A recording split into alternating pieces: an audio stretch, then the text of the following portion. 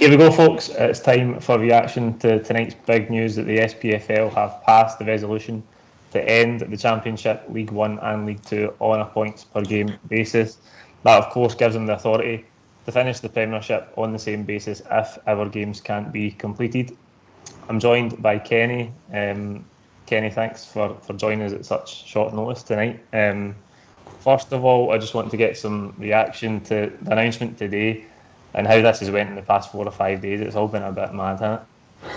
Yeah, I mean, it's only seems in Scotland we need to live out these soap operas every time we try and come to a decision. So it's been a tense, strange few days, but they've come to the right decision. I mean, anyone who's saying, I don't know what happened with Dundee's vote, I don't know if we ever will. Anyone who's saying, well, their initial vote must have remained as a no, it's a moot point because the reversal of their mind will have just get swept up in the next round of voting. It's a landslide victory in terms of the members who want it to go ahead, 81%. And from a Celtic perspective, look, I don't think it's arrogant to say we're cruising towards a league title. It's going to be a gap of 10 to 15 points most likely, and they deserve it, and Neil Lennon deserves it, the players deserve it, the fans deserve it. And look, it's easy to forget, this is 9 in a row. We can't undermine the gravity of that. I remember when my dad took me to the jungle and I stood there when Rangers were winning 9 in a row and there were only 10,000 Celtic fans in the stadium. And I remember as a young boy how tough that was. So let's not lose sight of what we've achieved, possibly today. I think we also need to say that no Celtic fan wants to be crowned champions because of a pandemic. All of us want to win this on the park, and we would have won it on the park had Celtic lost twice to Rangers because we've got a 25-point goal difference. We'd have had to have lost twice to Rangers, drew half of our remaining games, Rangers win every game, and we'd have lost it by a point. It's fantasy to suggest that would have happened. So it's the right conclusion. Hopefully we can play it out on the park and do it emphatically in the style that we all want to see. And the SPFL, they've looked clumsy. Who knows? Maybe they weren't as clumsy as they made out. Maybe Dundee are at fault largely. We don't know. We're all speculating. But the reality is Celtic are going to be champions, hopefully on the park. And if not, they're going to win it and deserved they are. Absolutely. I think the important thing, as you said there, we might never know exactly what happened with the Dundee vote. It all became very complex very quickly. But at the end of the day, it looks like now like they're saying that 2 Premiership clubs changed their mind. I don't know if they had discussions and thought that 2 Premiership clubs were going to vote no on top of the 2 that did.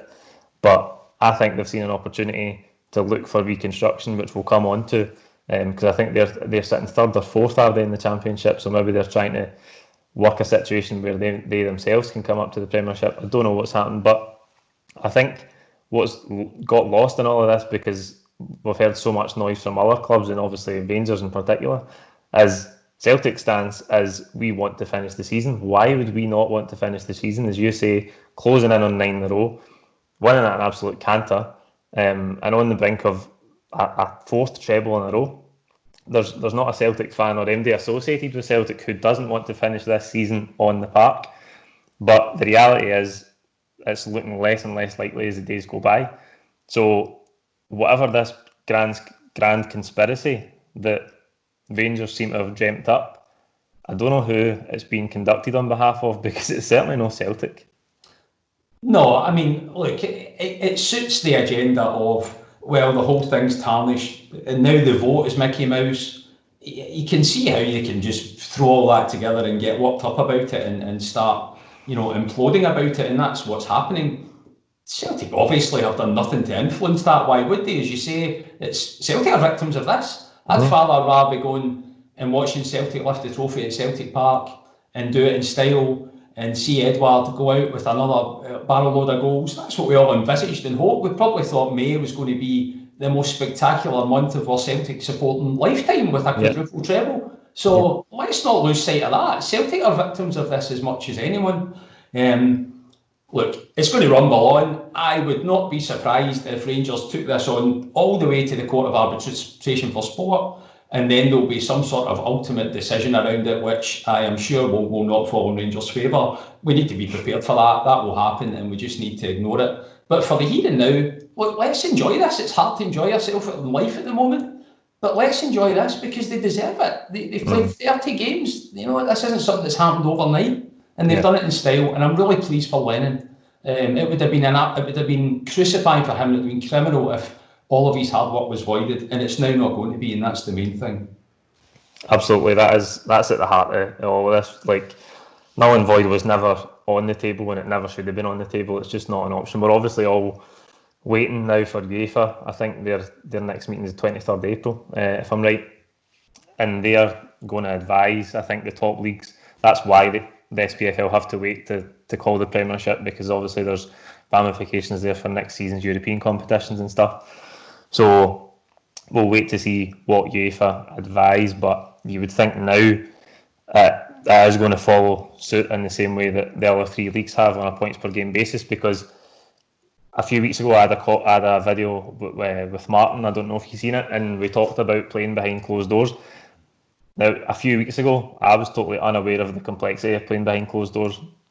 That is something as well that it's not what we want. We want to be there, and we want the stadium to be full, and we want to be able to celebrate it as you usually would. But the next best thing is to play it on the park behind closed doors. But I actually read an article during the week, I can maybe link it up in the video notes here, about the complexity of trying to play sport behind closed doors.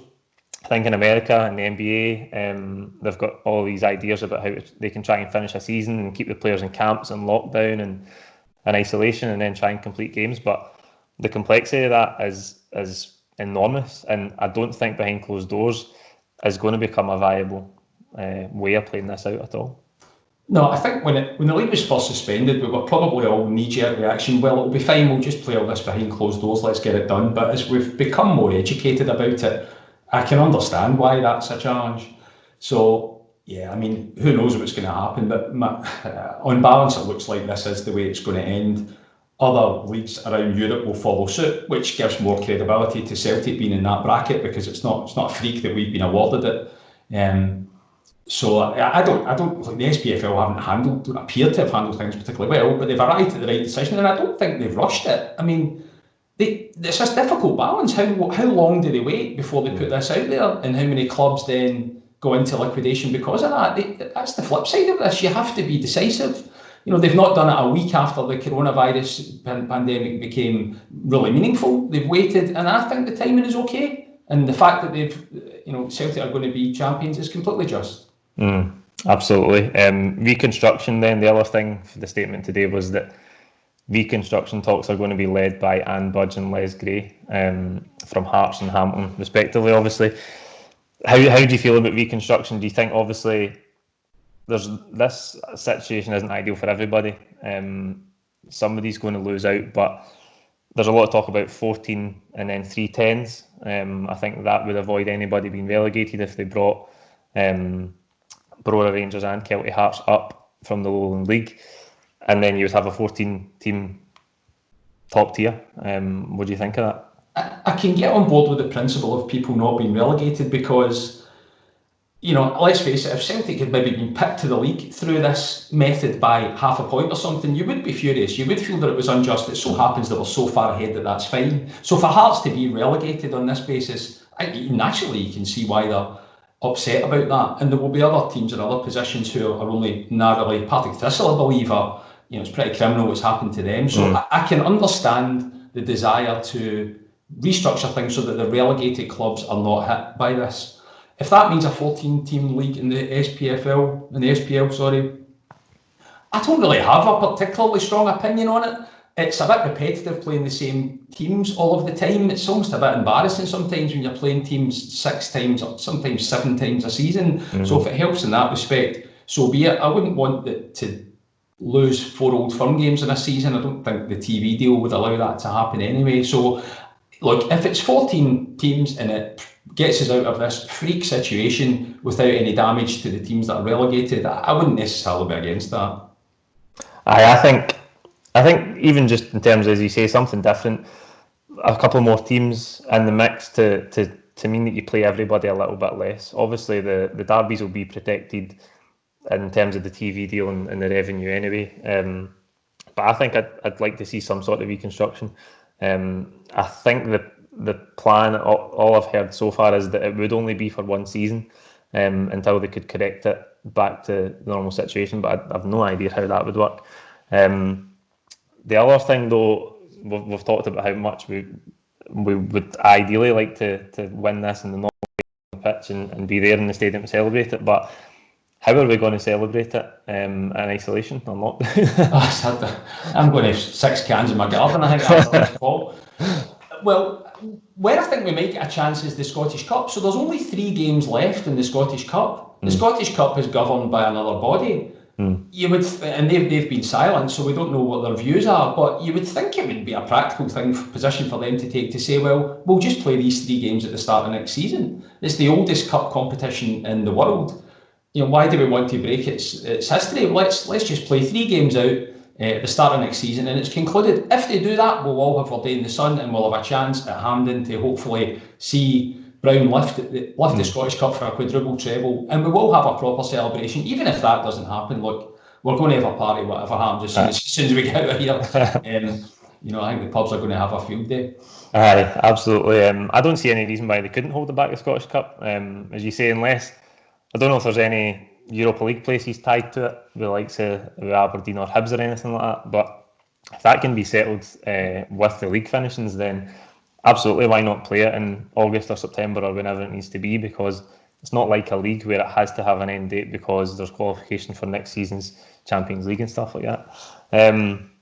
Maybe we'll just have to organise a big online post-match pint. We'll try and get as many people as we can celebrate it together. Yeah, good idea. A post-statement pint, actually. No, Kenny, thank you for your time tonight. Hopefully see you soon, and hopefully we'll be able to celebrate this in some sort of fashion. Yeah, we will do. Take care, Paul. Hail, hail. Yes. Thank you.